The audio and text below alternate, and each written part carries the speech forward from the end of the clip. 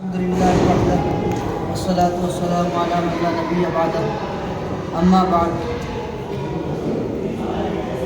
قال الله تعالى في كلامه المجيد والفرقان الحميد أعوذ بالله من الشيطان الرجيم بسم الله الرحمن الرحيم رب ارحمهما كما ربياني صغيرا صدق الله العلي العظيم.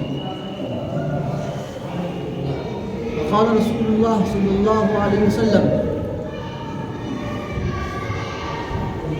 رضا الرب فی رضا الوالد وسخط الرب فی سخط الوالد او کما قال علیہ الصلوۃ والسلام. وقال علیہ الصلوۃ والسلام فی مقام آخر الجنۃ تحت قدم امک.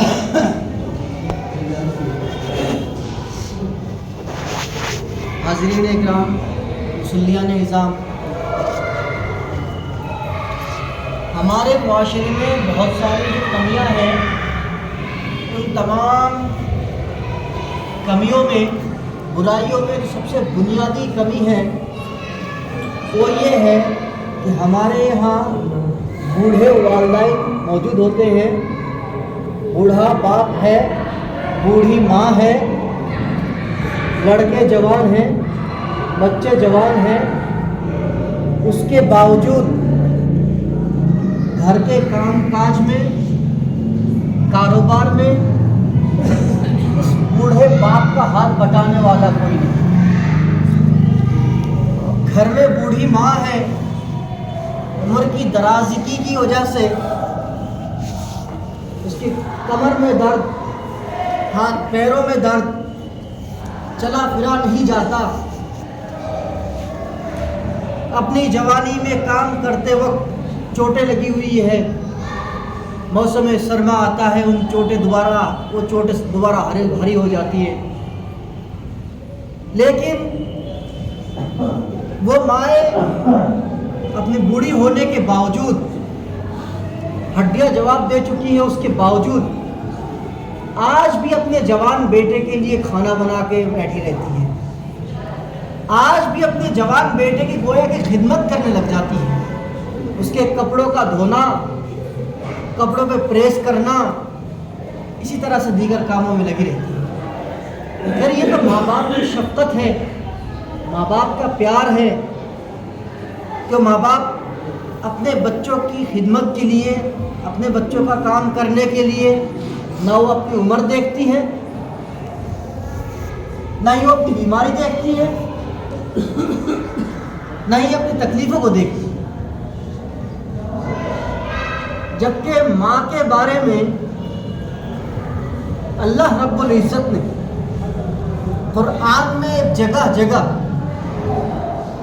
اور والدین کو اکٹھا کر کے اللہ رب العزت نے ان کا جو مقام اور مرتبہ جو دیا وہ اللہ رب العزت ان کے بعد رسول کریم صلی اللہ علیہ وسلم اور اس کے بعد اگر کسی کی اطاعت کے لیے کہا ہے تو والدین کی اطاعت کے لیے کہا ہے. یہاں تک کہ حدیث شریف میں صاف لفظوں میں ہے کہ رضا الرب فی رضا الوالد وسخط الرب فی سخط الوالد. تیرے والد کی خوشنودی، تیرے باپ کی خوشی تیرے رب کی خوشی، اور تمہارے والد کی ناراضگی تمہارے رب کی ناراضگی. یاد رکھنا، کوئی بھی کتنا ہی بڑا بزرگ، کتنا ہی بڑا اللہ والا، کتنا ہی بڑا تہجد گزار، کتنے ہی اوابین اور چاشت کی نمازیں پڑھنے والا، صوم داؤد رکھنے والا، چاہے وہ کتنا ہی بڑا عالم ہو جائے، کتنا ہی حافظ اور کتنی ہی محراب سنا دے، جب تک اپنے والدین کو راضی نہ کر لیتا اس وقت تک اپنے رب کو کبھی راضی نہیں کر سکتا. اسے لکھ لیجیے. میں نوجوان بچوں کے لیے، نوجوان لڑکے جو یہاں موجود ہیں یا جو بھی ہو جن کے والدین موجود ہیں، اگر آپ کو جہنم میں جانا ہو تو ایک آسان سا نسخہ بتا رہا ہوں.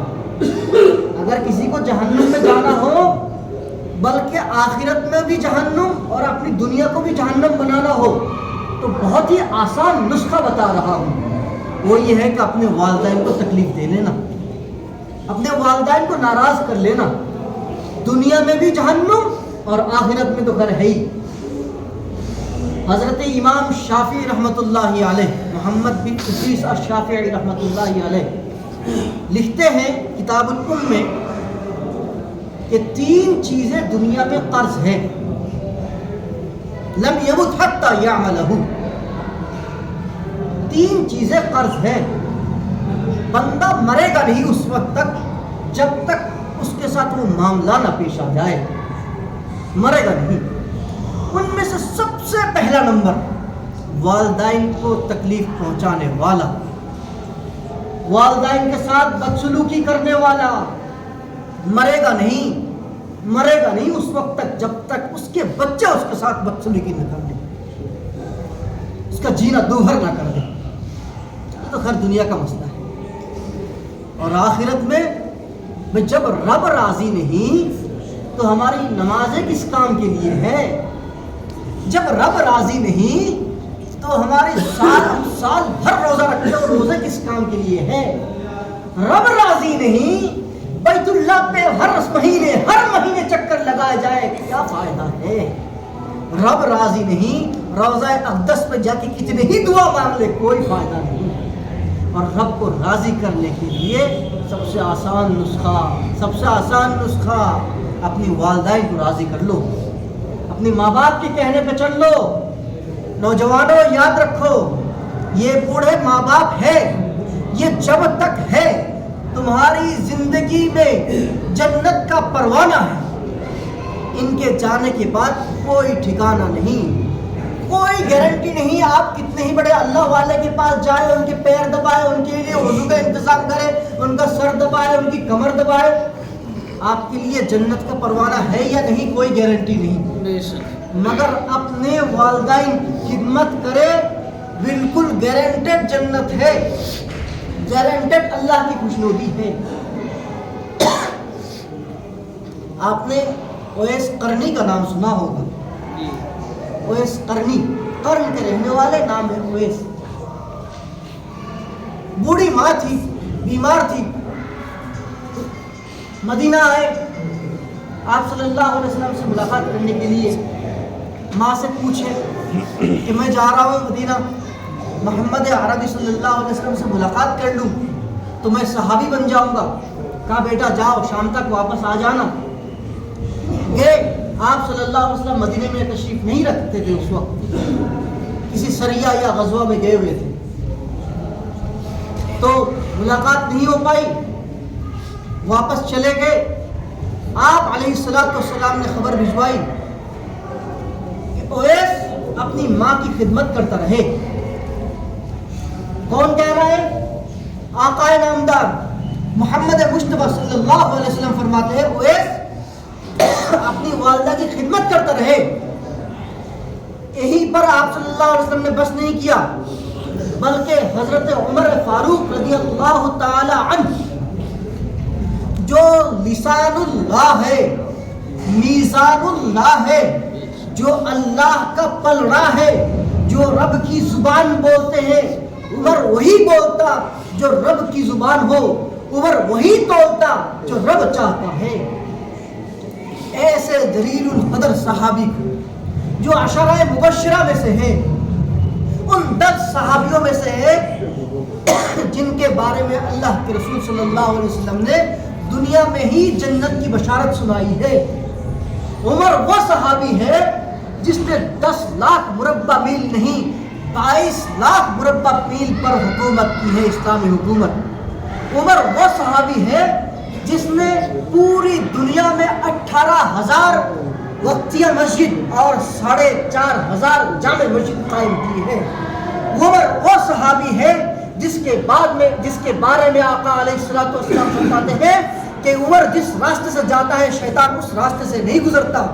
عمر وہ صحابی ہے جس کے بارے میں آقا فرماتے ہیں کہ جب ماں باپ چلے جاتے ہیں تو بچے روتے ہیں، عمر جس دن تو جائے گا اس دن میری امت ہی تیرے لیے روئے گی۔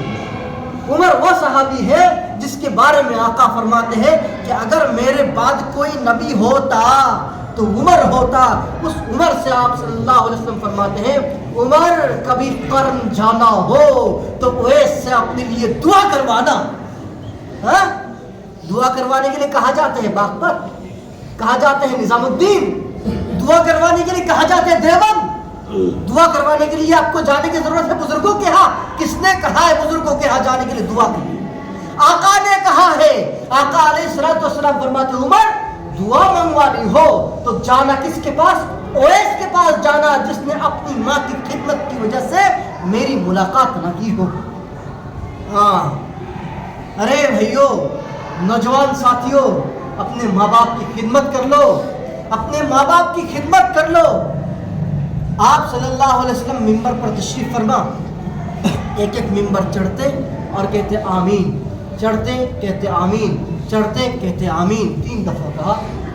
صحابہ نے پوچھا یا رسول اللہ ماجرا کیا ہے، یہ کیا ہے؟ آپ نے آج سے پہلے ہم نے آپ کو کبھی نہیں دیکھا کہ ممبر پہ چڑھتے وقت آمین آمین کہا۔ تو آپ نے فرمایا جبریل امین آئے تھے، جبریل امین آئے تھے اور آ کے مجھ سے کہنے لگے یا رسول اللہ جو شخص اپنے والدین میں سے دونوں کو یا پھر کسی ایک کو پالے اور اپنے تمام گناہوں کو ختم نہ کر لے، اپنے آپ کو جنت کے مستحق نہ بنا لے، اس پر لعنت ہو۔ آپ صلی اللہ علیہ وسلم نے فرمایا آمین۔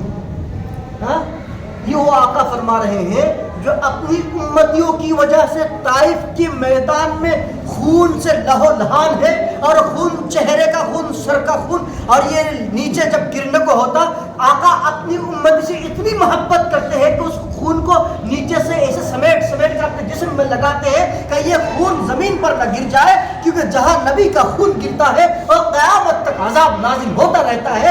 اپنی امت کی اتنی فکر کرنے والے آقا محمد عربی جو مرتے مرتے بھی اپنی جبریل امین کو کہتے ہیں بتاؤ میرے رب میرے ساتھ، میرے امتی کے ساتھ میرے جانے کے بعد کیا معاملہ ہوگا۔ وہ آقا جو دنیا میں تو دنیا، اور جب آخرت کا موقع ہوگا، حشر کا میدان ہوگا، قیامت کے میدان میں، اس وقت بھی یا رب امتی یا رب امتی کا نعرہ بلند کریں گے۔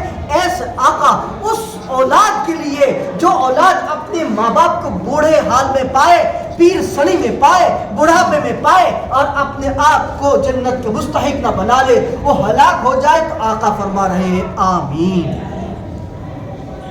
کوئی شک ہے ایسی دعا جس کے بارے میں آقا بھی کہے آمین وہ قبول نہ ہو؟ شک ہے کسی کو؟ ہے شک ہے؟ نہیں نا؟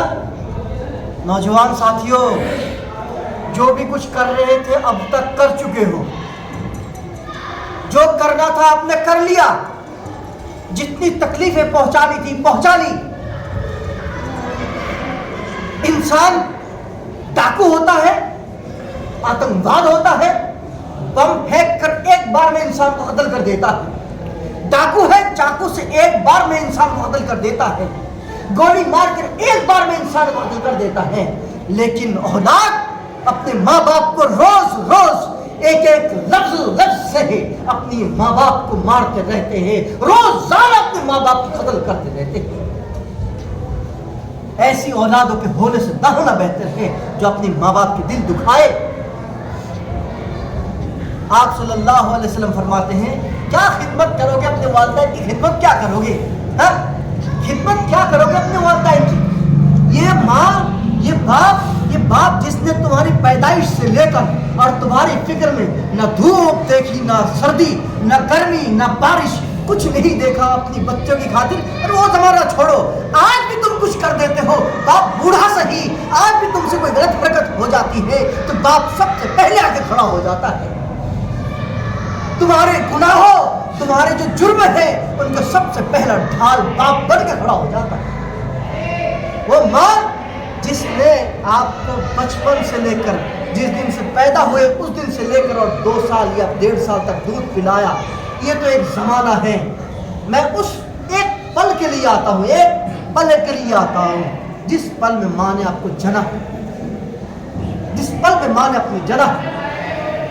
اس پل کو مرد ہو پتہ تو نہیں ہے، تکلیف کا اندازہ نہیں ہے، تکلیف کا اندازہ نہیں ہے، ذرا سے سوئی چپ جائے، کانٹا لگ جائے، اور اس ماں نے جس نے آپ کو جنا ہے، مجھے اور آپ کو جنا ہے، اس ایک پل کے لیے جتنی تکلیف اسے ہوتی ہے، آپ کیا خدمت کرو گے؟ سمجھ میں نہیں آ رہا کیا کہوں آپ سے۔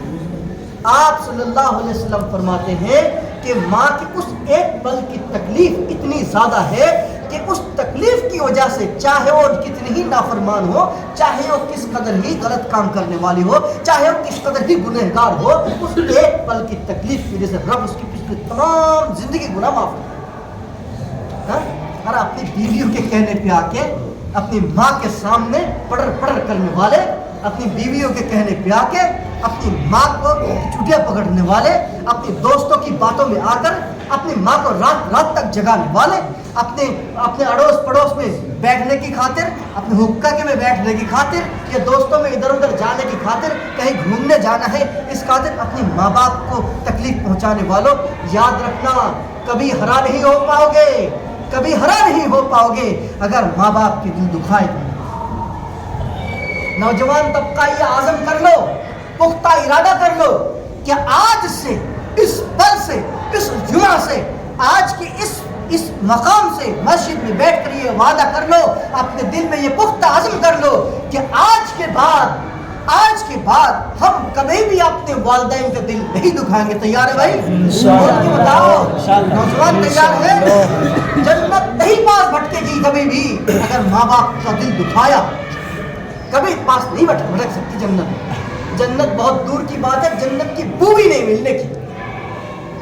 ماں باپ کا دل دکھایا، اس لیے جہاں تک ہو سکے، کوئی ضرورت نہیں بھائی صاحب، علماء موجود ہے یہاں، اور بھی علماء موجود ہوں گے، بھائی خدمت کرنے کی علماء کی ہٹاؤ، ارے وہ کوئی ضرورت نہیں ہے، دعوت کھلانے کی علماء کو نہیں، کوئی ضرورت نہیں ہے۔ بڑی ذمہ داری کے ساتھ کہتا ہوں، حضرت جیوں کے پاس جا جا کے ان کے پیر دبانے کی کوئی ضرورت نہیں ہے، ہدیہ پیش کرنے کے لیے امام صاحب کو، علماء کو، حافظوں کو، قاریوں کو کوئی ضرورت نہیں ہے۔ آپ یہ ہدیہ اپنی والدہ کو پیش کرو، آپ یہ خدمت اپنے والدین کو پیش کرو، یہ جو دعوت کر رہے ہو کوئی ضرورت نہیں ہے، جتنا وقت آپ دعوت میں لگا رہے ہو اتنا وقت اپنے والدین کی خدمت میں لگا دو، بھائی آپ کا نیا پار کوئی نہیں روک سکتا۔ اس لیے اپنے ماں باپ کی ہمیشہ خدمت کرنے کے لیے پوری طرح سے ہم کوشش کریں گے۔